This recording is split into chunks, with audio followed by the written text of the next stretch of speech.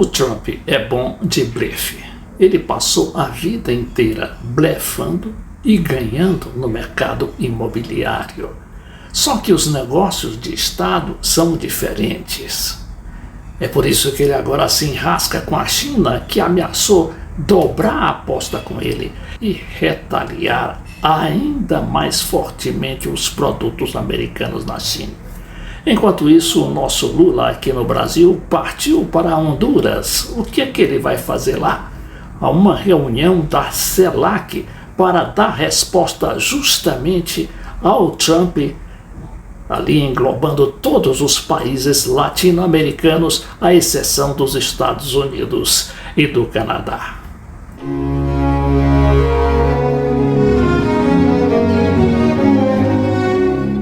Vamos ver o que está acontecendo.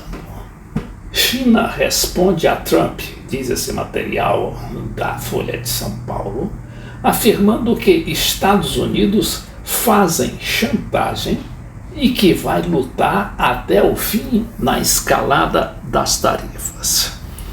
A gente se recorda que o Trump, na semana passada, impôs à China 34% de tarifas, mais 20%, não sei de que, mais de tarifas também, e que dá no total de 54%.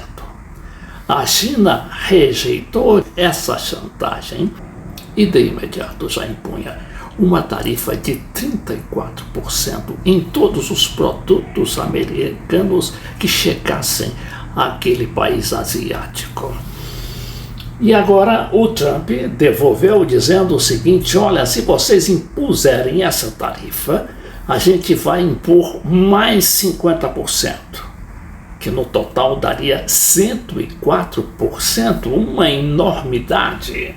A Folha explica que no comunicado online acreditado a seu porta-voz, o Ministério do Comércio diz que os Estados Unidos ameaçam escalar as tarifas contra a China, o que é um erro em cima de outro e, mais uma vez, expõe a natureza chantagista do lado dos Estados Unidos, a que a China nunca irá aceitar.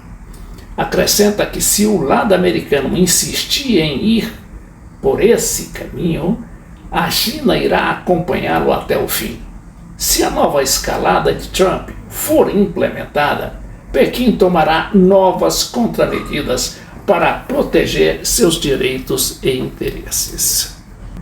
E como é que fica o Brasil a partir dessa situação?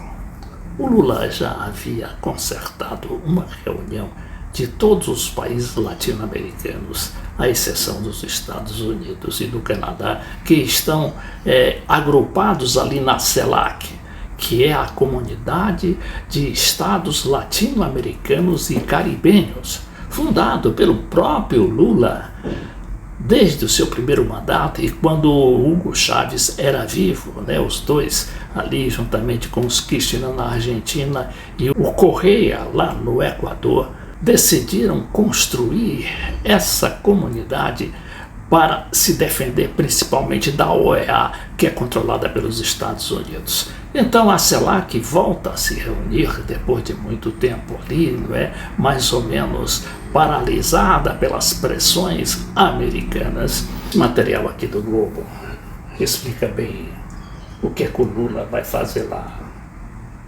Lula tenta reconstruir pontes na CELAC para enfrentar Trump, diz material escrito pela jornalista Janaína Figueiredo, de Buenos Aires. O principal obstáculo para alcançar consensos na cúpula regional é a presença de aliados do americano, como o argentino Javier Milei e o salvadorenho Nayib Bukele.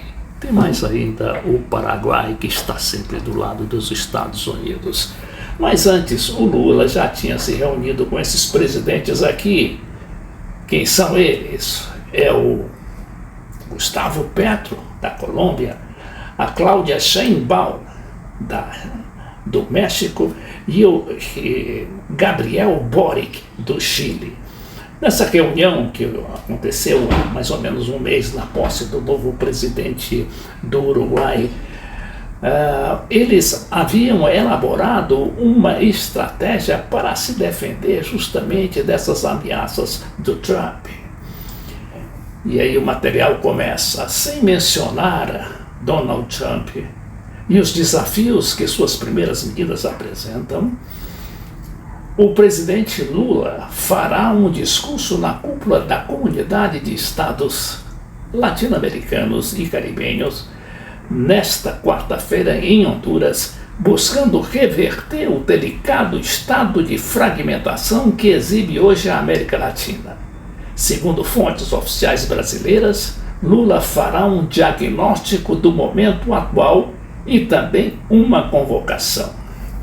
Um dado importante aí que a CELAC é também integrada pelo Maduro, o presidente odiado da Venezuela, que está ali também agindo nos bastidores, tentando construir com os latino-americanos uma posição majoritária para que enfrente de maneira inteligente todas essas sanções tarifárias que atingem pesadamente Brasil com 25%, né, em alguns produtos, embora se diga que o Brasil só vai pagar 10%, mas 10% já é muita coisa.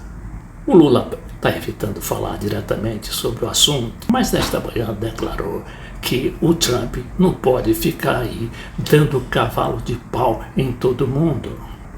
A verdade é que a coisa chegou a um ponto que todo mundo já começa a falar de negociação. Não o Trump, não é, que ainda continua lá muito arrogante e achando que está dominando tudo. Mas as pressões também, as contrapressões funcionam, como essa aqui da China, segundo esse material do Globo. Contra-ataque chinês pode incluir tarifas sobre produtos agrícolas dos Estados Unidos e até veto a filmes de Hollywood. Medidas estariam em análise, segundo pessoas próximas ao governo chinês, e seriam resposta à taxa adicional de 50% que Trump ameaçou aplicar sobre itens importados da China. Está na cara que o Trump não vai fazer isso, porque ele não é maluco. Ele é maluco até certo ponto.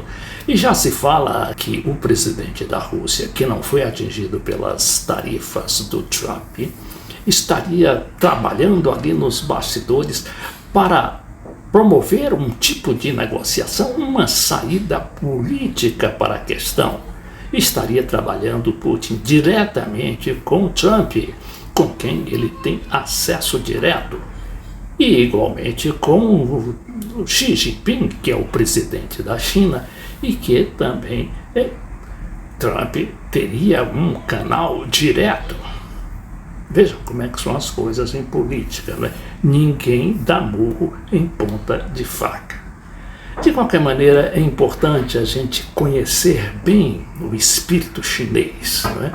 Os chineses, geralmente, eles são muito moderados, porque eles estão ali mais para ganhar dinheiro, para vender os produtos chineses e promover o país, e não para brigar, como costuma acontecer com muita gente. Então, o chinês é geralmente visto como pessoas mais maleáveis, o que não aconteceu desta vez na resposta ao Trump.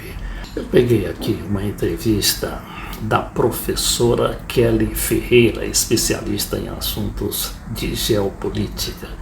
Ela falou para essa nova televisão brasileira, a CNBC, que aqui é representada pela empresa Times Brasil, é o canal 562 da Claro. Vejamos aqui o argumento dessa professora. Ela diz que os chineses, ao contrário do Trump, têm planejamento e costuma redesenhar e desenhar suas atitudes ao longo do tempo. Muito é o contrário de Trump, o oposto inteiramente de Trump, que confia mais na sua intuição. Ele se diz um homem intuitivo e também disruptivo. Produtos, e já tinham desenhado previamente uma sequência de respostas ao governo Trump. Nesse momento, a China ela vai tentar buscar aliados, porque é um tanto difícil ganhar essa guerra tarifária sozinha. Você tem uma movimentação da população chinesa. É muito interessante que você vê a população em busca, por exemplo, de comprar ouro, porque é uma forma de você, em tempos de recessão, garantir, ou de crise, você garantir uma moeda, de certa forma, um valor em casa que não vai desvalorizar. E os chineses, eles são muito bons em guardar, o que ajuda um pouco a população a ter uma boa reserva, porém não ajuda muito o governo chinês, que está, muito provavelmente, vai responder a esse tarifaço do Trump, principalmente se ele colocar os 50% a mais, que ele diz que vai colocar caso a China não recue, com formas de estímulos à população a gastar e a diversos setores a crescerem. Isso aconteceu no primeiro mandato do governo Trump, quando ele coloca a primeira sequência de tarifas. A primeira reação chinesa foi justamente aumentar essas tarifas e logo na sequência lançar pacotes de estímulos justamente para estimular a economia interna. Então, o Trump acredita que a China vai ceder, mas a China tem uma tradição de aguentar um esforço, uma dificuldade temporânea para ter um benefício no longo prazo. Representantes chineses já falaram várias vezes que o Trump está tentando fazer um bullying no mercado internacional e, como disse um representante chinês nessa semana, os Estados Unidos podem aumentar as tarifas, vai acontecer uma movimentação da economia chinesa, mas colocando nas palavras desse representante, o céu não vai cair. Exatamente, a professora tem razão, porque quando ela diz que o céu não vai cair, é que o Trump não vai até as últimas consequências, os chineses também, e aí entra a turma do deixa disso, né? Talvez até liderado pelo Putin, que não é muito bem aceito lá na Europa, a Europa que também está apavorada com a situação e prometeu negociar diretamente com o Trump, não quis enfrentar a onça. Então vai haver negociação seguramente depois, né, dessa queda de braço.